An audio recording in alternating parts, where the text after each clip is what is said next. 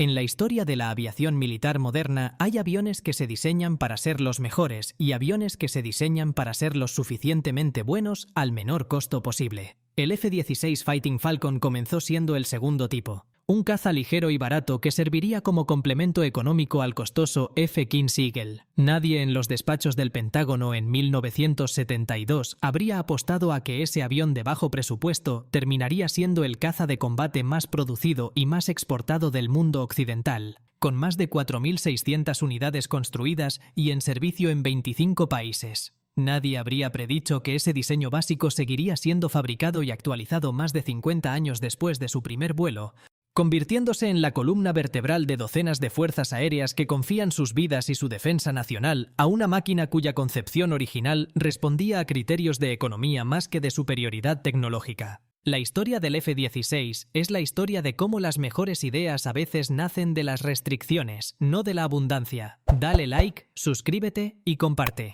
Comencemos.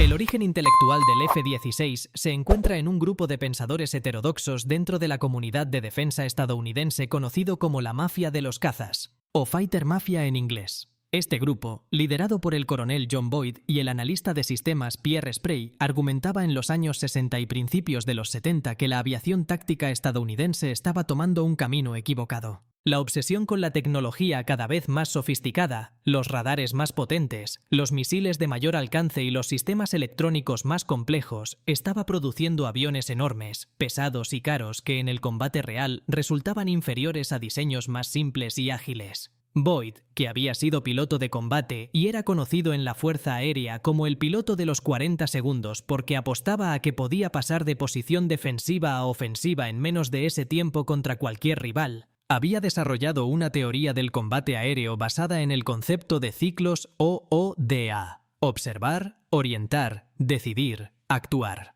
Según Boyd, el avión que completaba ese ciclo más rápidamente ganaba el combate, independientemente de su potencia de fuego o sus sistemas electrónicos. Las ideas de Boyd y Sprey encontraron un momento político favorable cuando, a principios de los años 70, varios estudios independientes revelaron que el desempeño de los aviones estadounidenses en Vietnam era significativamente inferior a lo esperado. Los F-4 Phantom, que sobre el papel eran superiores a los MiG-17 y MiG-21 vietnamitas, estaban siendo derribados con una frecuencia alarmante. La razón principal era que los F-4 habían sido diseñados para el combate de misiles de largo alcance y no llevaban cañón, partiendo del supuesto de que el combate visual a corta distancia era obsoleto en la era de los misiles. Ese supuesto resultó ser completamente erróneo. En Vietnam, las reglas de enfrentamiento que requerían identificación visual del objetivo y las limitaciones de los misiles de la época hacían que el combate a corta distancia fuera más frecuente que nunca. El resultado fue una tasa de derribos que no estaba a la altura de las expectativas, y una lección amarga sobre los peligros de asumir que la tecnología puede reemplazar la maniobrabilidad.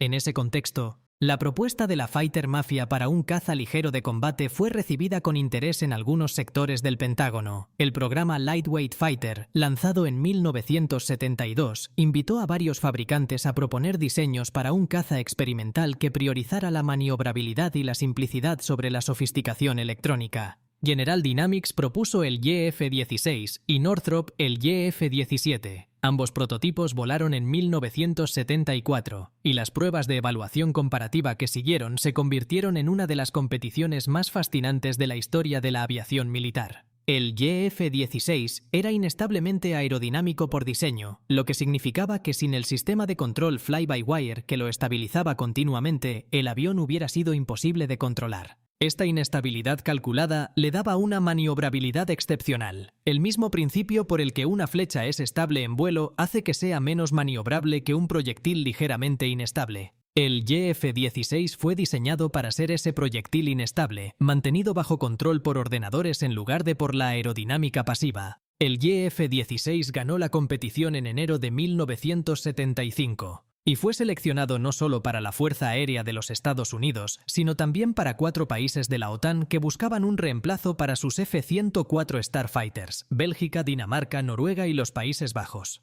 Este acuerdo de ventas múltiples, conocido como el contrato del siglo por el valor total involucrado, transformó el F-16 de un programa experimental en el pilar de la aviación táctica occidental. Los países de la OTAN insistieron en que una parte significativa de la producción se realizara en Europa, lo que dio lugar a una compleja red de fabricación multinacional que produciría partes del F-16 en instalaciones de Bélgica, los Países Bajos, Dinamarca y Noruega, además de en los Estados Unidos. Esta estructura de producción distribuida fue también un factor importante en el éxito comercial del avión. Los países que participaban en su fabricación tenían un incentivo adicional para continuar comprando y operando el avión. El F-16 realizó su primer vuelo de producción el 8 de agosto de 1978 y entró en servicio con la Fuerza Aérea de los Estados Unidos en enero de 1979. Las primeras versiones del avión, el F-16A monoplaza y el F-16B biplaza de entrenamiento, eran relativamente simples en términos de aviónica, un radar de fuego ANAPG-66 de capacidad moderada,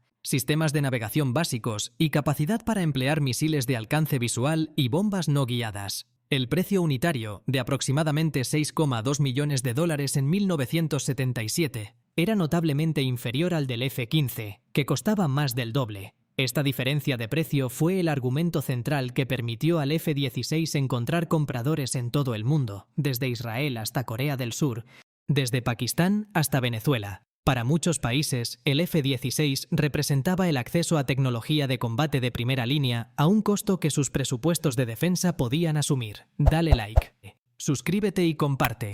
El bautismo de fuego del F-16 llegó en manos de la Fuerza Aérea de Israel. En junio de 1981, 8 F-16A israelíes llevaron a cabo la Operación Ópera, el ataque aéreo que destruyó el reactor nuclear iraní Osirak cerca de Bagdad. El ataque, que recorrió más de 1000 kilómetros de ida sobre territorio hostil, demostró que el F-16 era capaz de misiones de largo alcance con depósitos auxiliares, un papel que su diseño original no había enfatizado. 2 meses después, en agosto de 1981, F-16 israelíes derribaron 2 cazas sirios Su-22 en el Líbano, logrando las primeras victorias en combate del Fighting Falcon. Cuando estalló la guerra del Líbano en 1982, los F-16 israelíes participaron en la batalla aérea del Valle de la Bekaa, considerada la mayor batalla aérea desde la Segunda Guerra Mundial, en la que la aviación israelí destruyó 86 aviones sirios sin perder ningún avión propio en combate aire-aire. El F-16 acumuló una cantidad significativa de esas victorias, estableciendo una reputación en combate real que ningún ejercicio podía proporcionar. A lo largo de las décadas siguientes, el F-16 fue actualizado continuamente en un proceso que eventualmente produjo aviones tan diferentes del original que compartir el mismo nombre resulta casi engañoso. El F-16C, introducido en 1984, incorporó el radar ANAPG-60 y 8 de mayor capacidad, junto con sistemas de aviónica mejorados y la capacidad de emplear misiles AMRAAM de alcance más allá del alcance visual.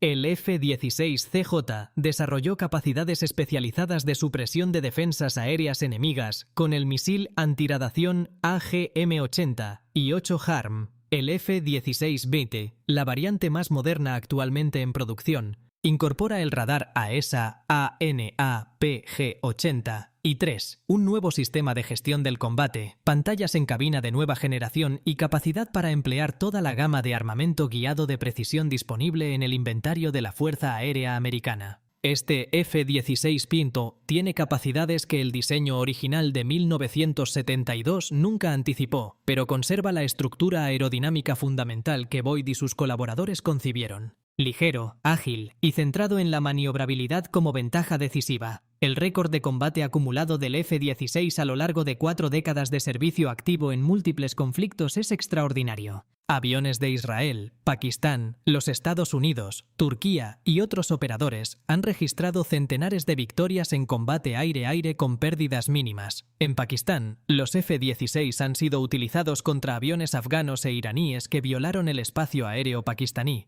acumulando varias victorias confirmadas. En los conflictos de Irak y los Balcanes, los F-16 estadounidenses llevaron a cabo miles de misiones de ataque terrestre sin sufrir pérdidas significativas frente a las defensas aéreas enemigas. El avión ha demostrado ser versátil en un grado que sus diseñadores originales no anticipaban completamente. Concebido como caza puro, se ha convertido en una plataforma multirol de primer nivel capaz de llevar a cabo con igual efectividad misiones de superioridad aérea, ataque terrestre de precisión, supresión de defensas aéreas y apoyo aéreo cercano. El papel del F-16 en Ucrania ha sido uno de los debates más intensos de la política de defensa occidental desde el inicio del conflicto en 2022. Durante más de un año, Ucrania solicitó insistentemente la transferencia de F-16 para reforzar su fuerza aérea, que operaba principalmente con cazas soviéticos de la era de la Guerra Fría. La respuesta occidental fue inicialmente negativa, con argumentos que incluían la complejidad de la transición de entrenamiento, el riesgo de escalada y las limitaciones logísticas.